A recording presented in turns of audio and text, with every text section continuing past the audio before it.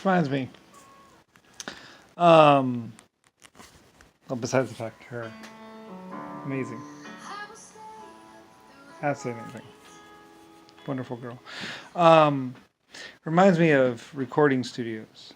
Some point in time in space, it goes back to the recording studios. They just wanted to do, because recording studios originally was going to be played on AM and it wasn't going to be very good quality, and they were just like two frequencies or whatever, two tones or whatever, with like the normal thing that you have on every car radio, bass, treble, and that stuff. And they're like, well, that's all you can adjust. And I was like, that's not really a recording studio. So I think I asked Germany. I was like, I want a real recording studio made, and I said, I want you to identify all the different frequencies or all the different whatever, and design a board, a big board, that where they can adjust anything to do what they need to do. I was like, I want to do real sound, real recording, and set up a real recording studio. I think the first one was like some ridiculous cost, like $150,000 back in like 1940s or something like that. It was like the price of a small country, but it required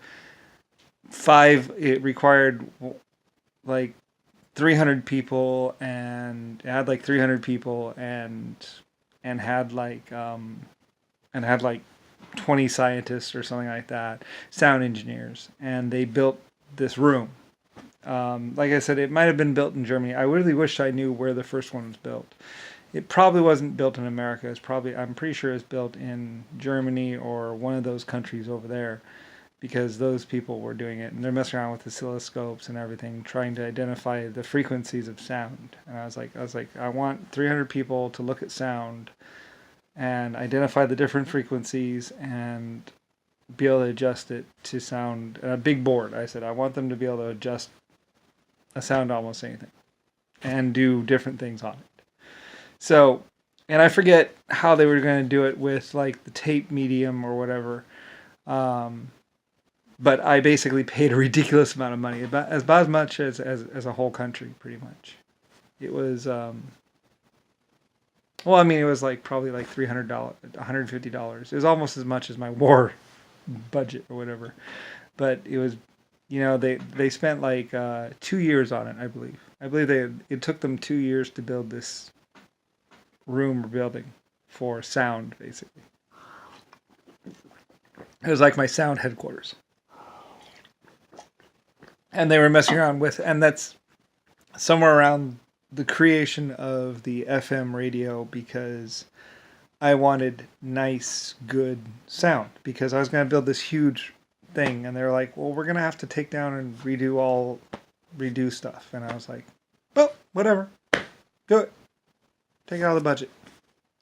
One thing about being a steam and train empire and flight empire is like, anyway, this started somewhere probably around 1908, I guess, or 1880 or something like that, where Germany and America was mostly just Germany, where I was just adding things. I was like, all right, so soundboard, some way of transmitting, some way of receiving, and it might have keyed into my cars as well. I was like, well, radio, because I was doing radio, AM radio or something like that. Well, I mean, I had that for my service personnel, and mostly to talk to ships.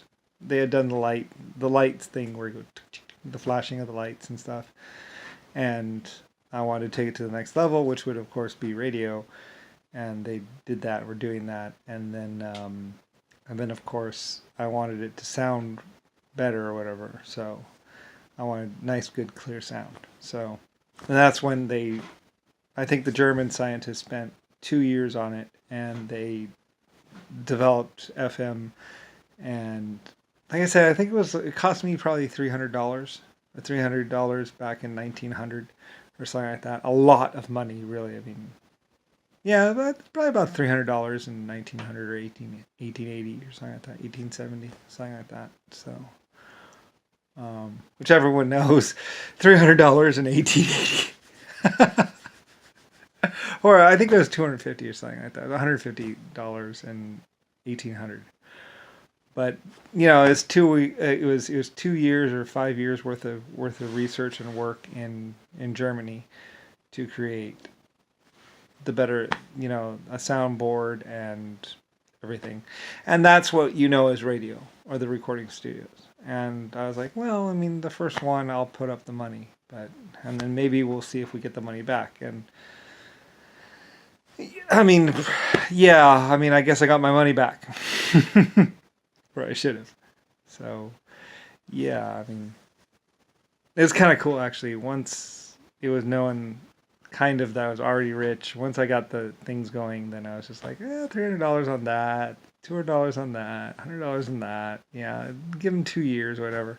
So they really worked hard, and like I say, really awesome, amazing German scientists, and probably Russian scientists, and then later on Chinese or whatever. I mean, yeah, that's one of the beauty things about having money is I could just be like, hire the best, and then the best were hired. So anyway, and yeah, it's Germany mostly, and they did most of the groundwork, and probably also Russia, maybe, I don't know, and later on China. Like they weren't doing a lot of radio stuff at first. Mostly it was just like Germany, Russia, or some other country, and then later on, as things went on, then other groups joined in, other countries joined in.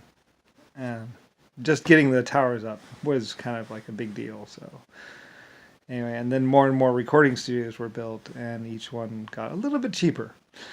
Of course, inflation and everything else played in. But that's what a lot of people don't know is that as American president or American ruler of America, I was able to do a lot of things. Ruler of Germany. So I was like, okay, we're going to do this, we're going to do that, we're going to do this other thing. And that's also how it all becomes about Lucifer, too, is because steam trains and ships and airplanes, and then me just being like, okay, we're going to spend money on that. And other people are like, no, it's a waste of money. I'm like, yeah, maybe today, but it won't be eventually. So, making the world the right way. So, I know nobody really knows about all these decisions and all this stuff and everything else. So, yeah, remaking civilization or making civilization better. Technically, originally, I was just dumped in on a planet. I was dumped way back in time, and they're like, okay, you're done. And I was like, well, I'm not really done. I mean, I'm still the creator of the human race and Lucifer, and even though I'm human and I've been covered up, someone will find me. So then things changed, and I was like, I'm still a great inventor. So if there's no technology around, then I guess I'm pretty good. So they removed all technology to strand me in time and space. And then I was like, well, that means I get to invent. So then, and then inventions. So if they'd strand me in the future or in some great time period, I would have been like, well, I guess I'm stranded. But they stranded me in a point in time and space when there was almost nothing around. So that made me very much the lead head inventor. So anyway, it's weird. So but anyway, but that's kind of where Germany, and I'd like to find out about the real original. A lot of people think, everything came from Germany or Russia. Russia was kind of like America in the past. Like it might have gone Russia, then Germany, then America, or something like that. Like some order like that. It's kind of weird. That's why Russia is actually kind of behind, because they did all this research and stuff getting to where they are. And then I moved to another country, and they had already built everything. They built their whole civilization, and then technology changed that much. So then going back and refitting and redoing Russia. Once you have everything built, it's kind of hard to go back, but, refits of the Earth, basically. Having the Earth's probably been refit probably 5 or 6, 7 times, 8, 20 times. Where you build things and then you go, okay, well, that's outdated. Now we have to redo it. So, and mostly that was for the earthquakes. So.